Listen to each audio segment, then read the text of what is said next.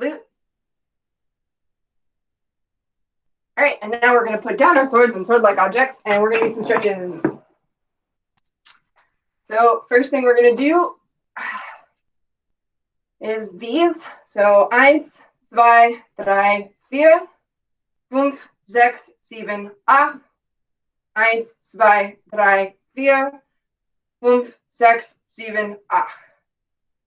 1, 2, 3, 4, 5, 6, 7, 8. 1, 2, 3, 4, 5, 6, 7, 8. Big shoulder circles. 1, 2, 3, 4. Other way. 5, 6, 7, 8. 1, 2, 3, 4. Other way. 5, 6, 7, 8. I have to go slowly because my shoulder's messed up. Side stretches. 1, 2, 3, 4. 5, 6, 7, 8. 1, 2, 3, 4. 5, 6, 7, 8.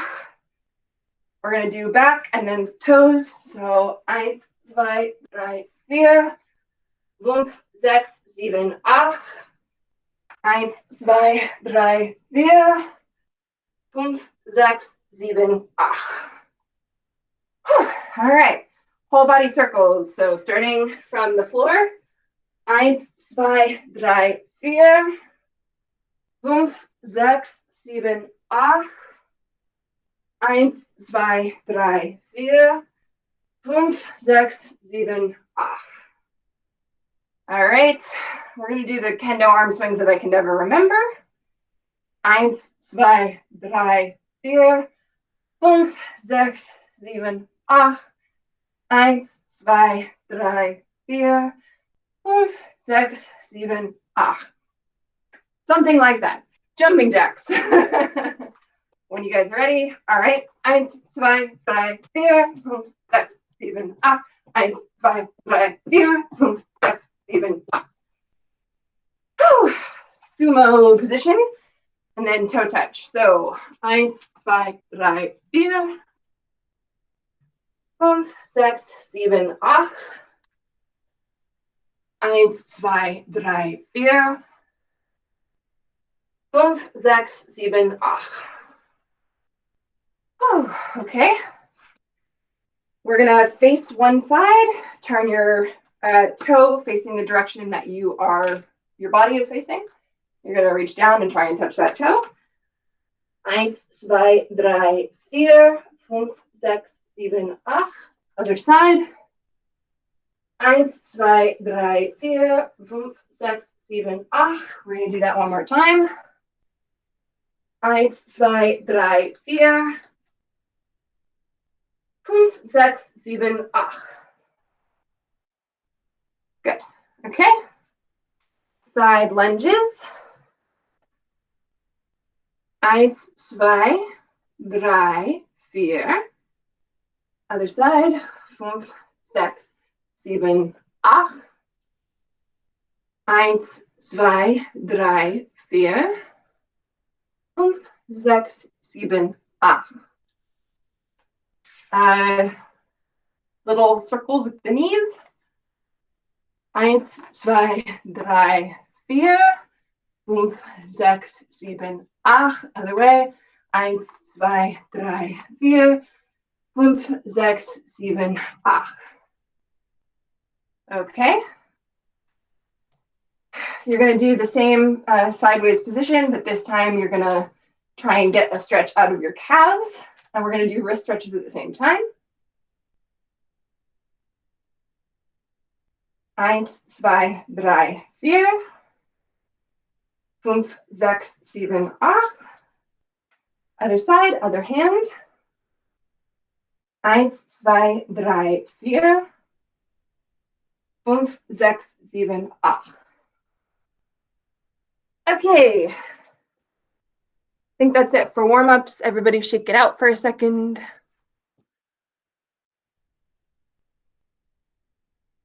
Cool. All right. We're going to do some warm-up cuts. Everybody grab your sword or sword-like object. we are going to do Scheitelhau to the skull, then Scheitelhau to long point, then Scheitelhau all the way down to Albert. So bend my knees so I don't hit my sword on the ceiling. It's going to go here, then to long point, then all the way down to Albert. So I'm going to do 1, 2, 3, 1, 2, 3, 1, 2, 3, 3 times. 1, 2,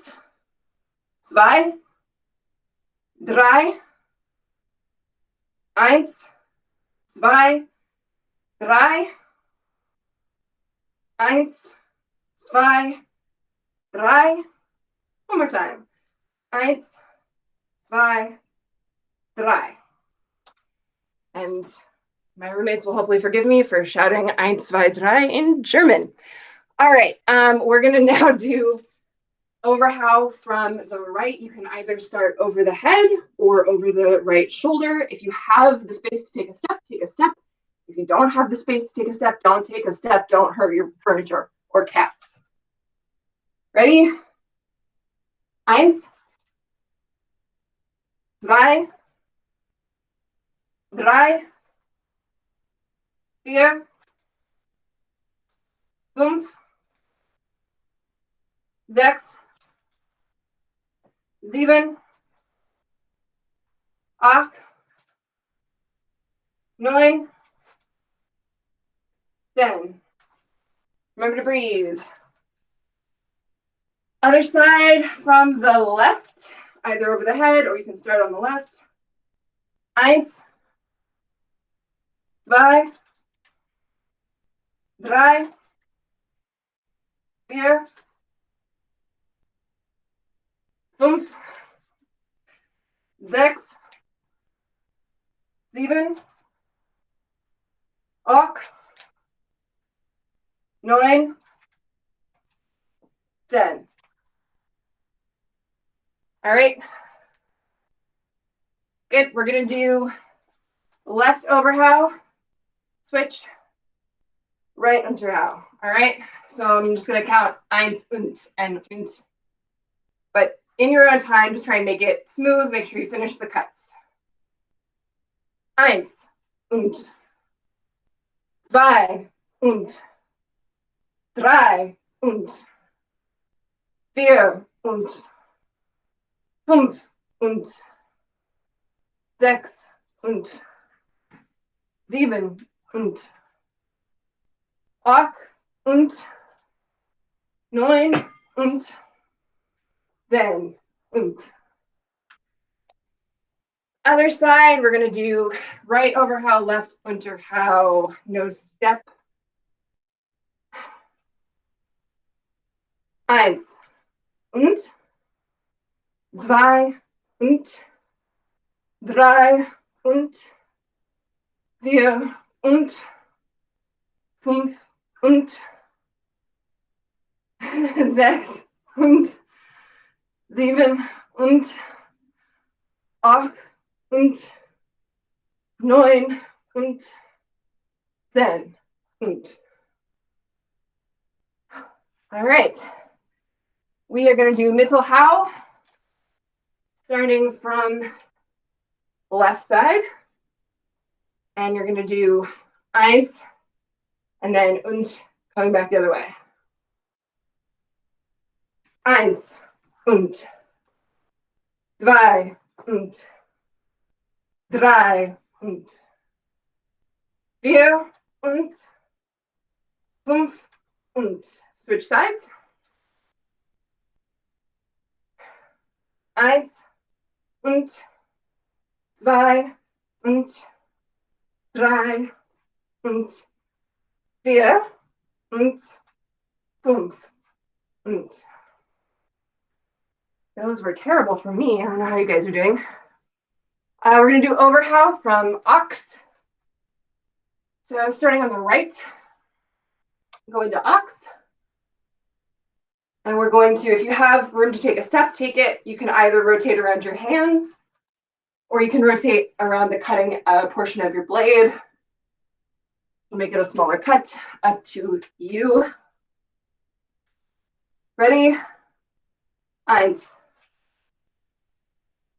2, drei, fünf, nope, fünf, sechs, sieben, acht, neun,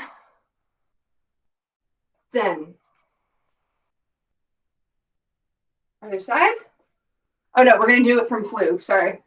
We're going to do it from Flug on the right side with a step if you have space. And eins, zwei, drei, vier, fünf, sechs,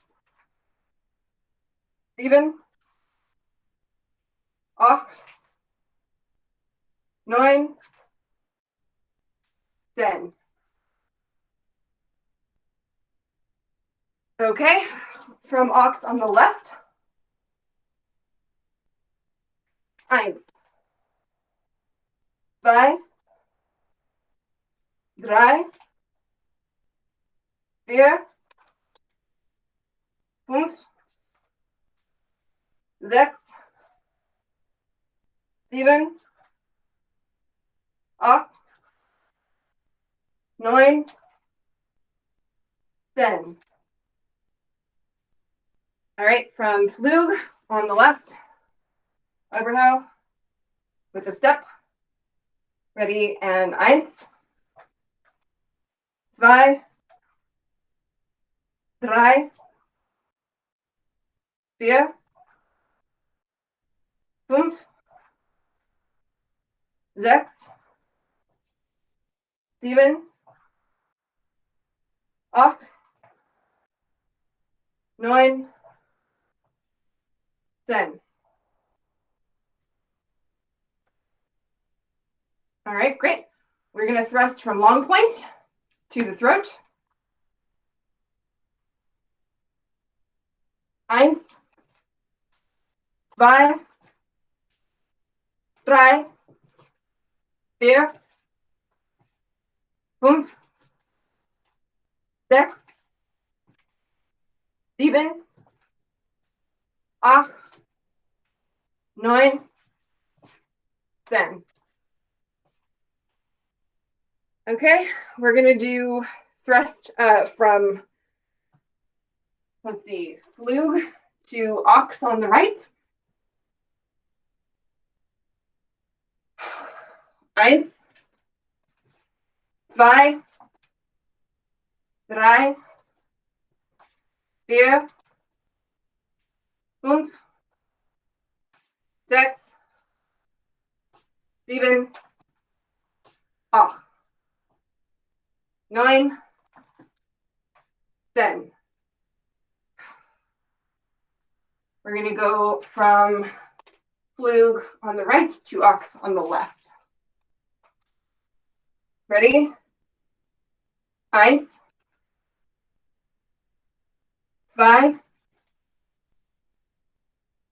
drei, vier, fünf, sechs, sieben, acht,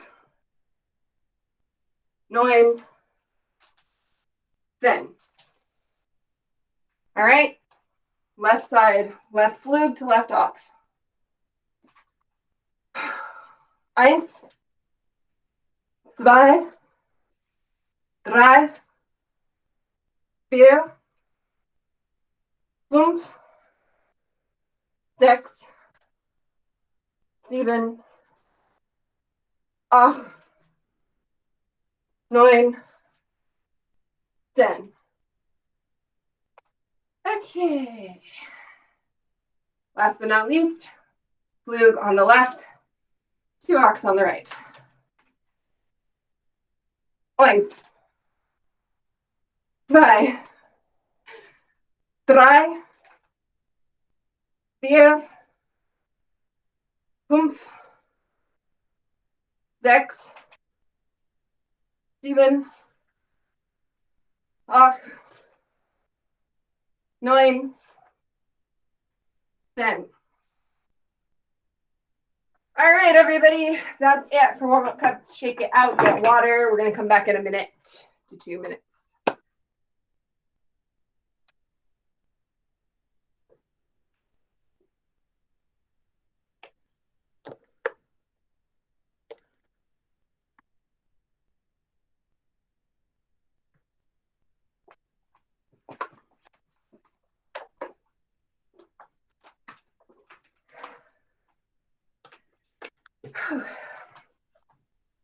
All right.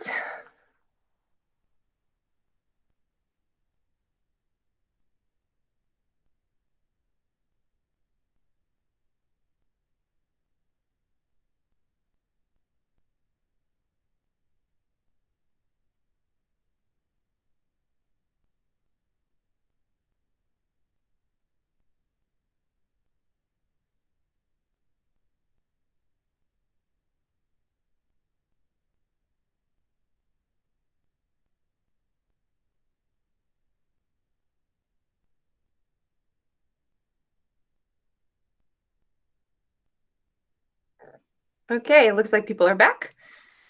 So we are going to, the piece that we're talking about today is the Aussere Mynn, which is it's kind of like translated as the outside conduct by Corey Winslow in the Wittenauer translation.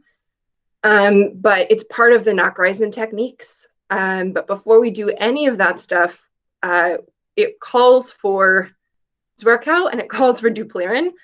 So we're going to go over Zwerchau and do a few of those just so that people can make sure they have the space for it in their apartments, because I know I've Zwerchau'd some furniture and other people have as well. So we're going to do that real quick, and then we're going to go over Dupleren just so everybody has a little bit of a refresher course, because it's hard to remember it without the pressure of an opponent. And then we'll go into Nachreisen. Cool. So we're just going to do Zwerchau. If you have the space to step, please step. It calls for doing it with a step. So we're going to do both sides, starting with the right. 1, 2, 3,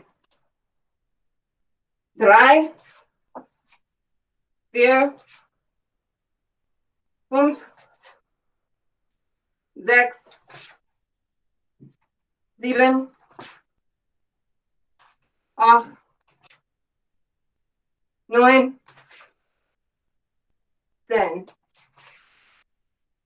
And I'm not moving as far off to one side as I probably should, but there's stuff. So that would be why. Other side. 1, 2, 3,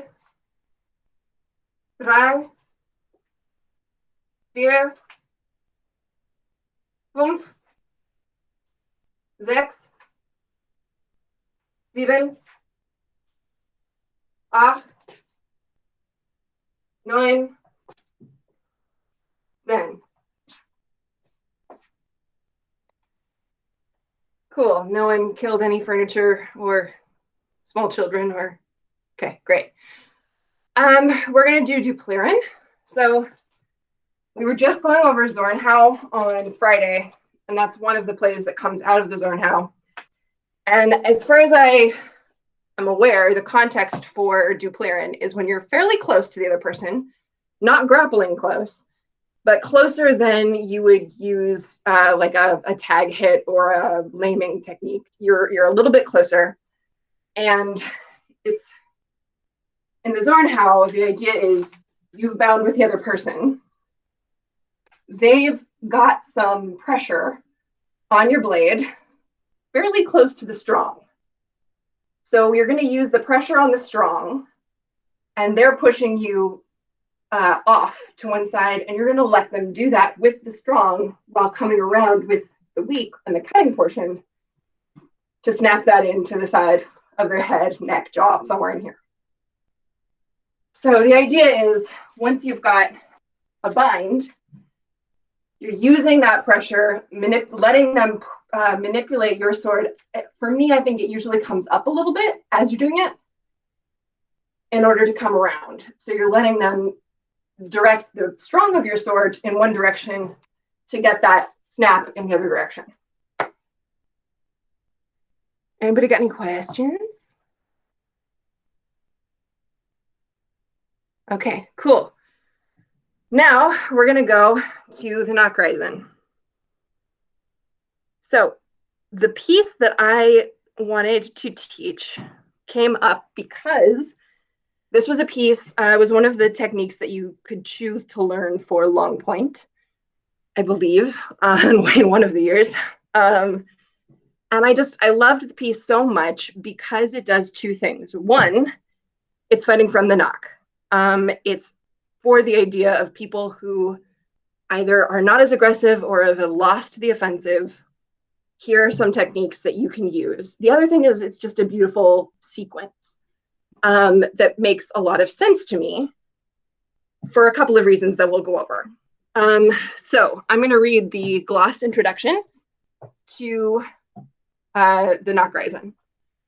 Mark, the traveling afters are many and multiple and pertain to driving from the hews and stabs with great prudence against fencers that fence with free and long hews and otherwise do not hold well to the correct art of the sword. Basically, people who are maybe a little overly aggressive, but aren't protecting themselves when they do that. So, let's see. The first technique from the Nachreisen. When you come to him with pre-fencing, stand with your left foot before in the guard from the day, Vomtag, and see well how he will fence against you. If he then hews long above into you, then watch so that he does not reach you, and mark while his sword goes under you against the earth with the hew. Basically, stand there in Vomtag, and it says left foot forward, so that you can spring with your right. And there's someone coming at you with some kind of overhead strike, and they either miss because they're committing even though they're out of range, or you can cause them to miss, possibly by voiding, so that they do not reach you with the hew. So they come in, they're doing some kind of overhead strike, they go all the way through to Alvar. In that case, what you do, spring with your right foot and hew him above to the head before he comes up again with the sword, so he is struck. Duh. You're standing here, sword comes in, sword misses, you hit him back. That's it. That's the whole introduction to Nachreisen. So let's do that like 5 times. In your own time. I'm not going to count them.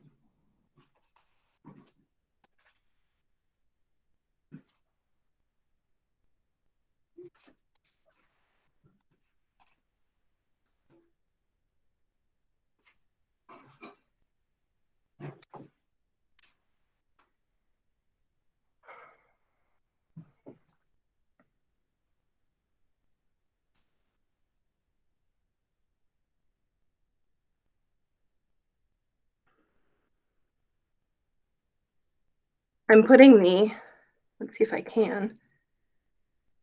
Nope. I was going to put the picture in the chat from the gloss. This is the only picture that we've got of this, but you can look it up on Wiktionary. Oh, there we go. Thank you, Peter. Peter Concannon is showing it on his screen if anybody wants to do that. All right. Okay, so the next piece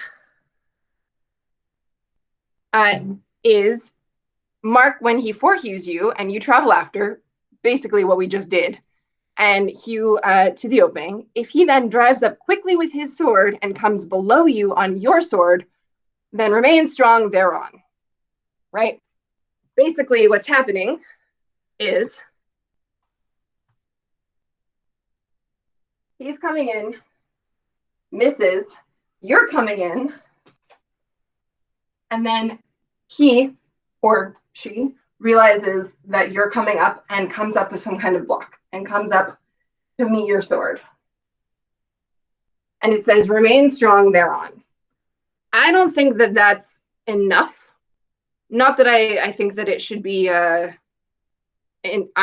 say do stick to the interpretation, But what I'm interpreting from that is basically you need to present some kind of threat, i.e., if their sword is not there, your sword will go into their skull.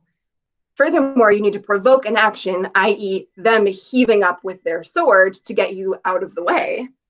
Therefore, I think it means you need to be looking for some kind of thrust from there. So that's my interpretation.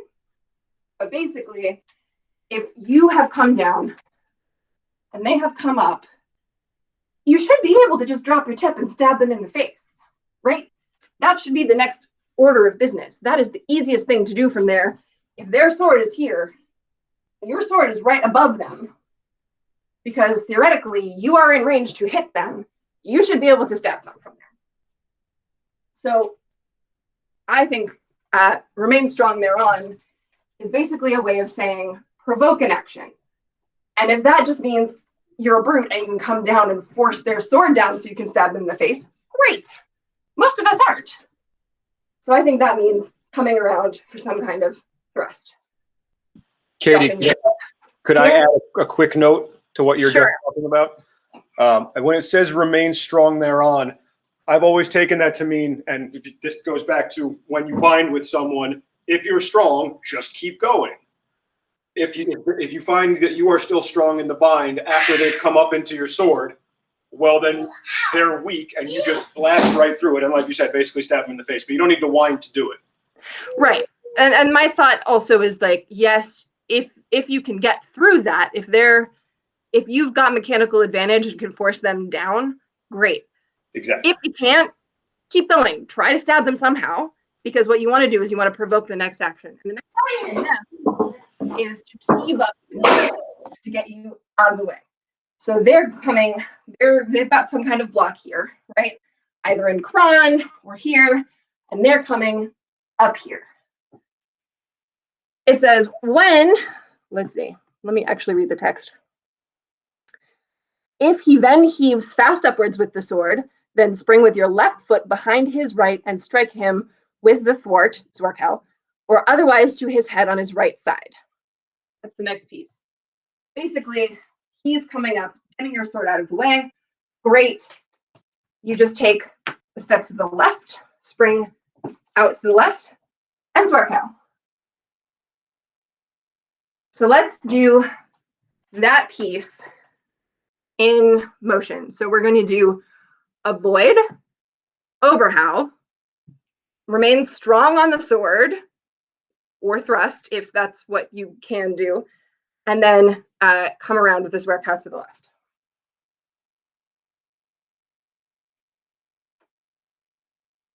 Heinz?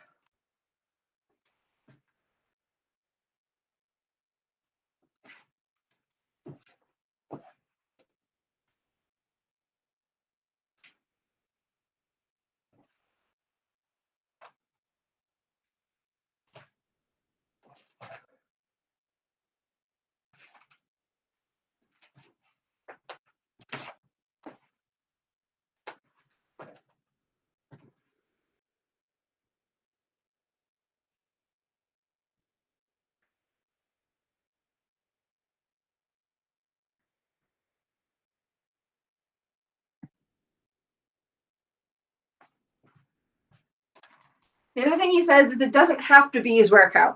So it says, or other strikes to the left. If for some reason it's easier for you to just do an Oberhau here, that's fine. If it's, anything that is from here to the left side, theoretically should be okay.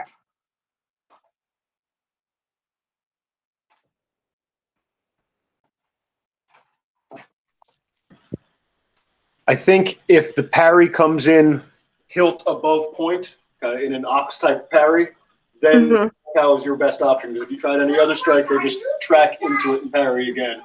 If they come up in cron or similar, if their point is up in the air, then an Oberhau or whatever, because the swords are going to be basically parallel.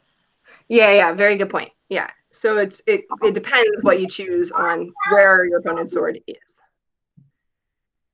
What do you say was the inverted block response?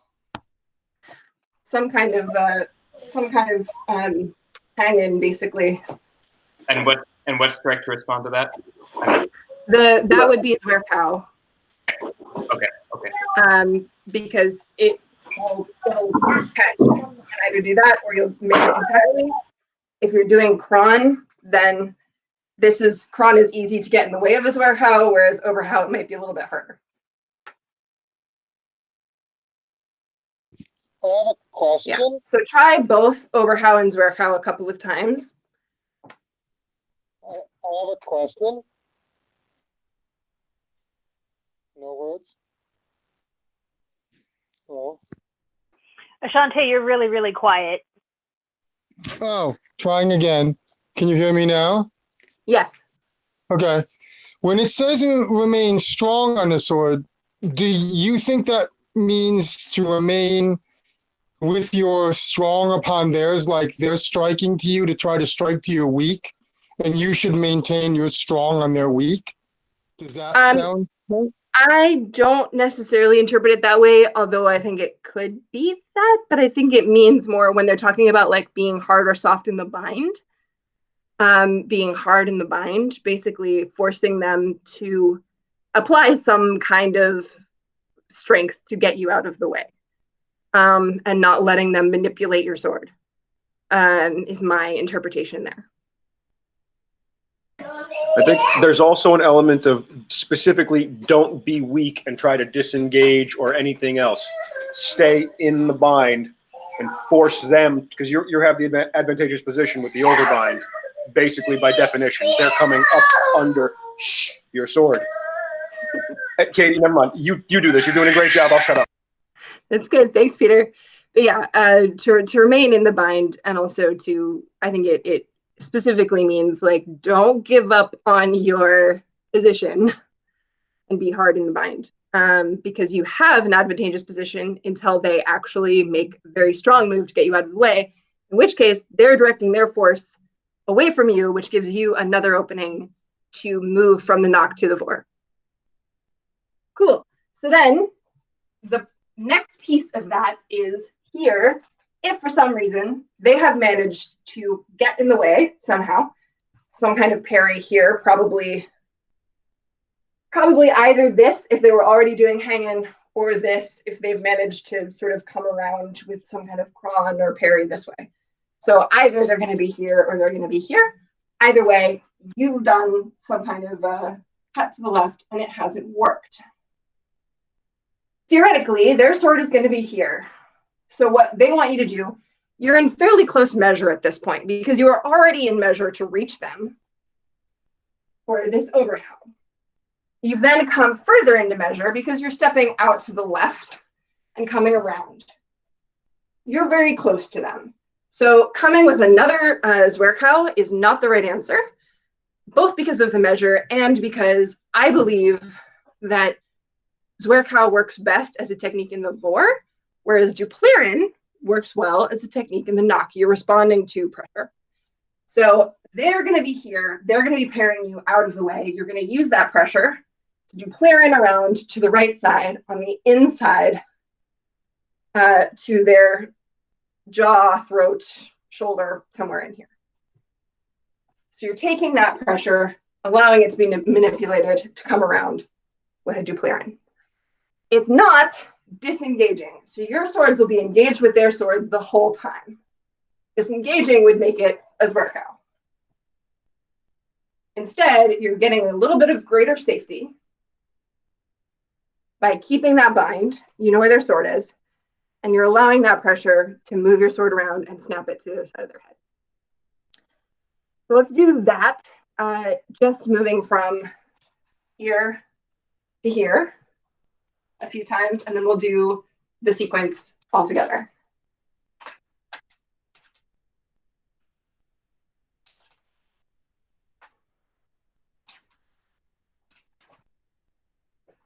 It's hard to simulate without somebody else there, I'm going to be honest.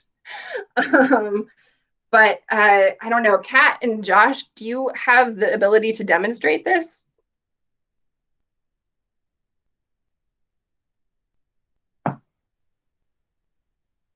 Josh is out of frame. There we go.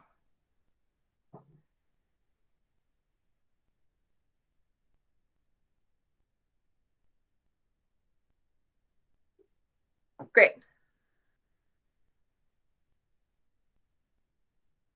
Yeah. Yeah, here we go. Good. Okay, so we're going to do the whole sequence. So it's void, cut, remain strong on the sword in some form, Zwerchau, Dupleren. So I'm going to call all of those for the first one, then people can do it in their own time. So void, Shuttlehau, remain strong, Zwerchau, Dupleren. All right, I'll do that one more time for everybody.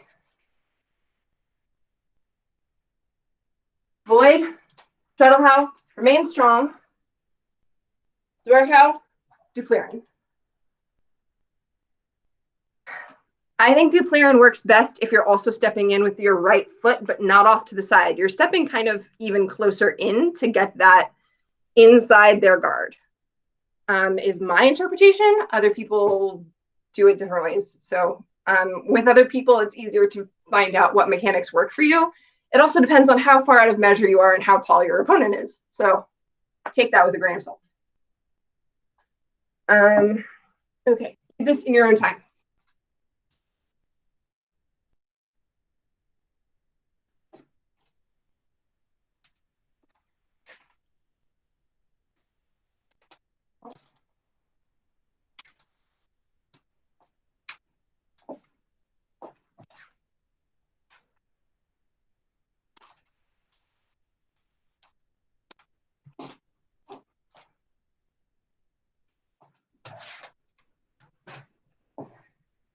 So it also play with how it feels if you're doing an overhowl on the left and then going into Dupleren from there.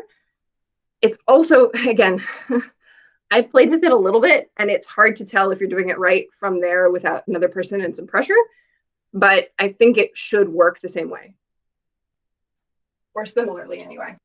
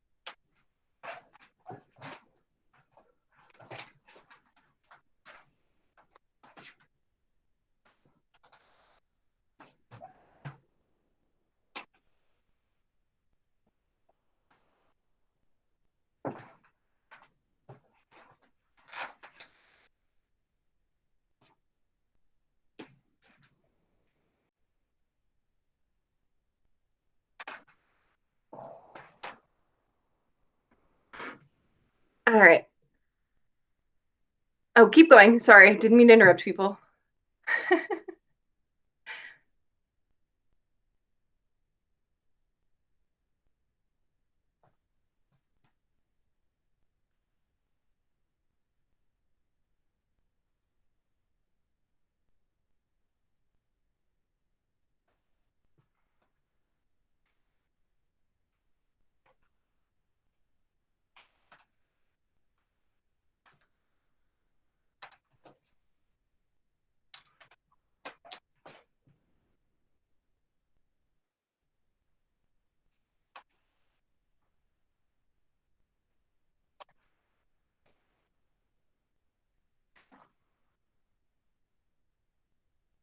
So one thing I'm playing with as well is if I do go for a thrust from there, which again, you don't have to, it really depends on, you know, how strong your bind is and whether or not you can, but where to go from there.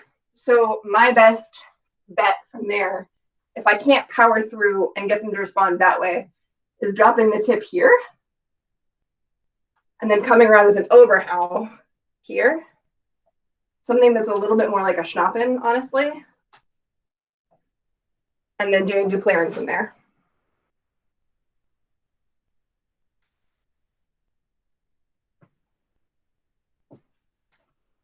So this and Zwerkow work really well if you've still got your tip forward. If your tip is down and your hands are somewhere else, you can do Zwerkow from here, but it's hard. But you can do Zwerkow from the dropped tip on this side, or you can do something that's a little bit more like an overhow. Or kind of a krumphow from the left almost with the crossing of the hands. So that's something that I've been playing with. The other thing it says is, so work quickly again around to his left side with the doubling, or otherwise with other techniques thereafter as you find if he is soft or hard on the sword. So duplaren is basically the master's suggestion, or you can do other things. So if this doesn't work, there are lots of other things that you can do. Maybe their hands are up high, you can do a hand press somehow from there. You can, if you're that close in measure, you might be able to do some grappling from there. There are other things that you can do from there. If he completely disengages from the sword, you can probably even come around for his Zwerkow on the other side. You can do a schnappen. There are plenty of other options from here, depending on what your opponent does. Okay, so that's the Aussere Mynn. Thank you guys for going on that ride with me. We got through warm-up cuts faster than I thought we would because I was nervous and went really fast. Do you guys want to do the next piece in Nachreisen? Okay. All right, so the next piece is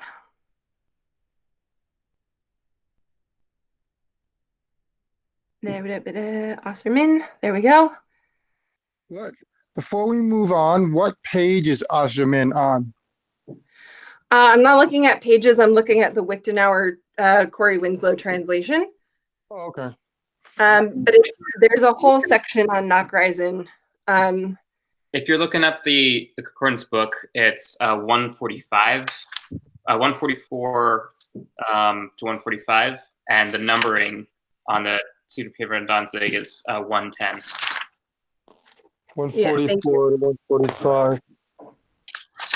Yep. Thank you.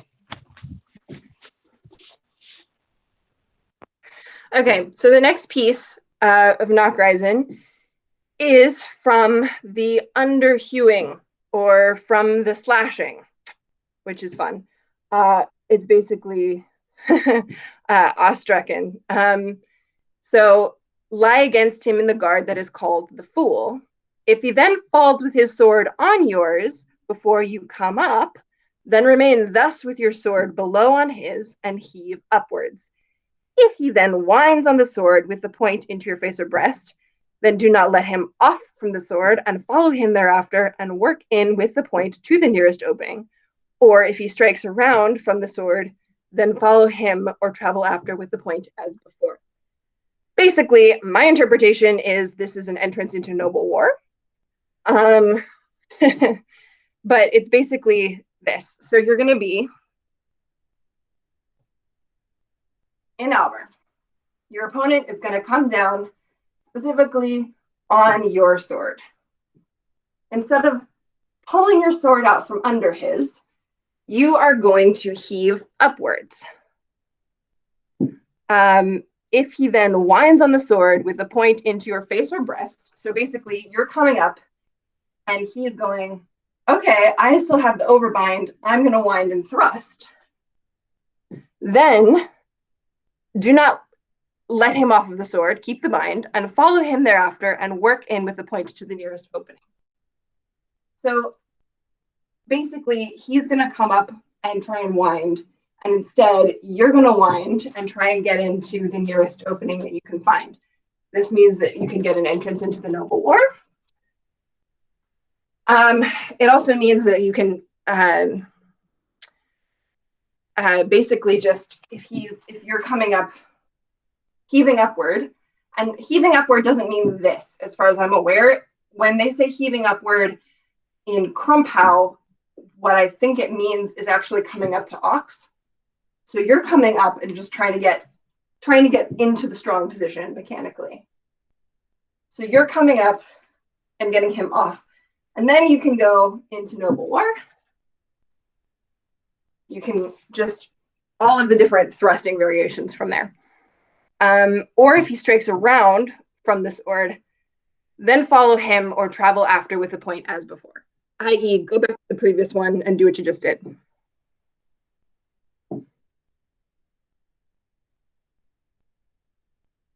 Where are you all? There you are. Okay, so starting hour. The idea is that the sword is coming down on top of your sword. And in order to stay safe and not let that person do whatever they want to do next, as they're probably coming up to strike you, you're going to use their upward momentum and just guide it up above you and go to Ox. Then you're going to stab them in the face or whatever opening is open. And if that doesn't work, you can stab them in the leg or the other leg or the chest or the face and keep going.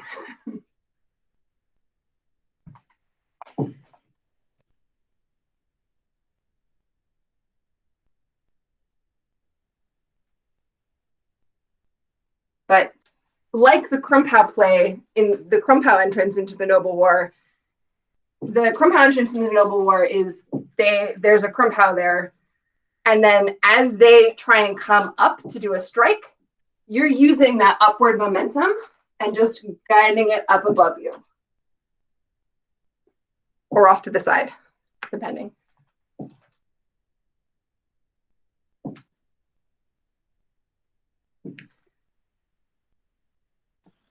Are you saying that you are heaving upward with the long edge? I think I'm interpreting it that way, yes. It doesn't say long edge or short edge, but I'm interpreting it to be a similar mechanic to the Krumpau, which means the easiest thing to do is wind to Ox, and the easiest way to wind to Ox is coming over and up.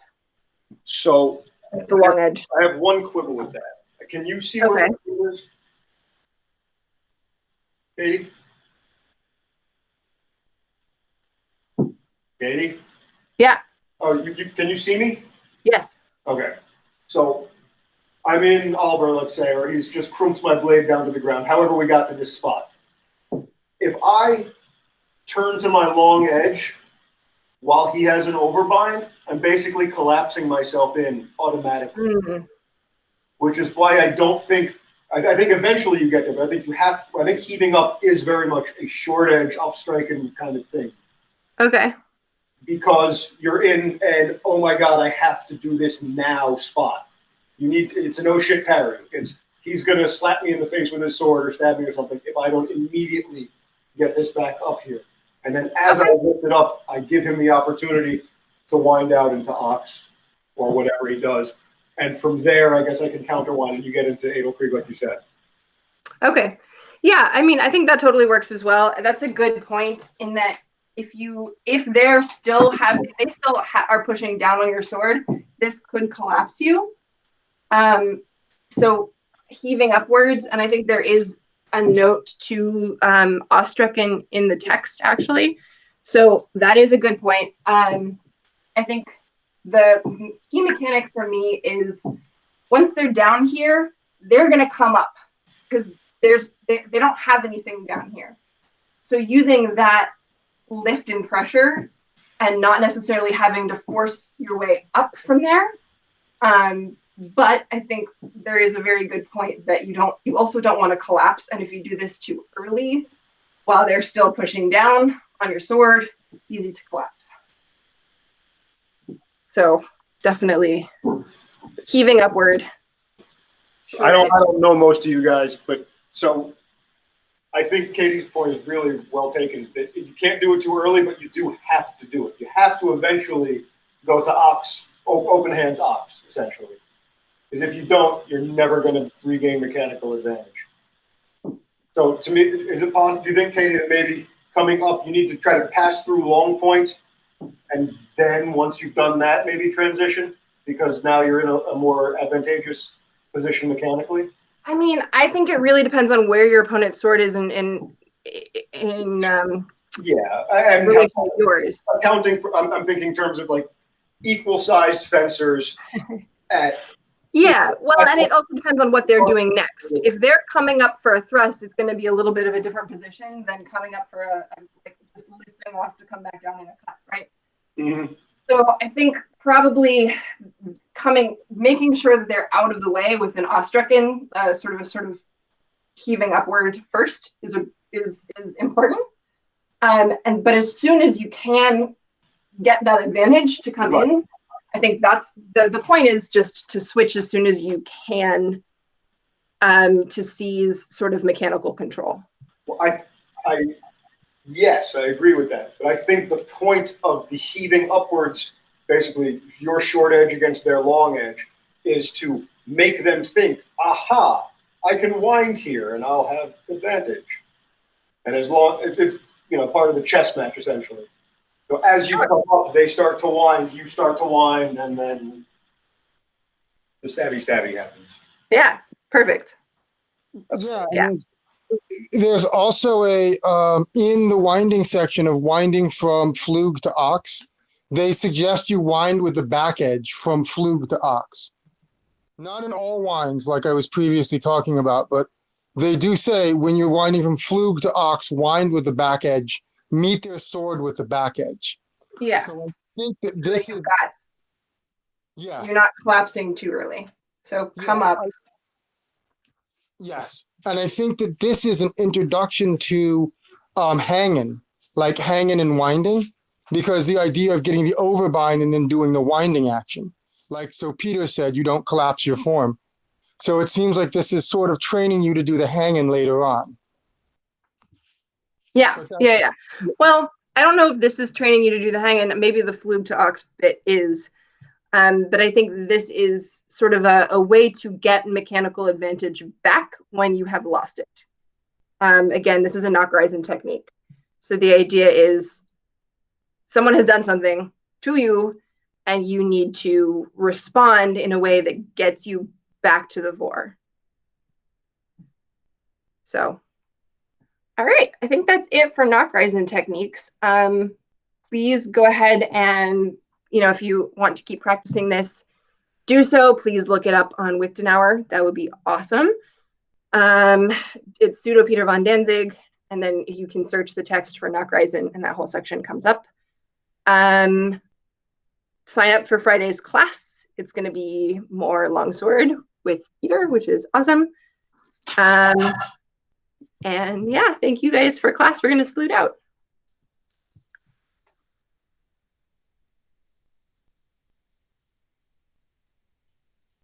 Everybody grab your sword-like object.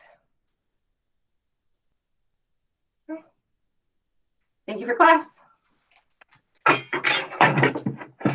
Thanks, Katie. You're awesome. Thank you, guys. This was fun. Thanks, Katie.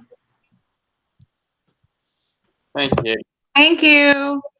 Bye. Thank you, guys.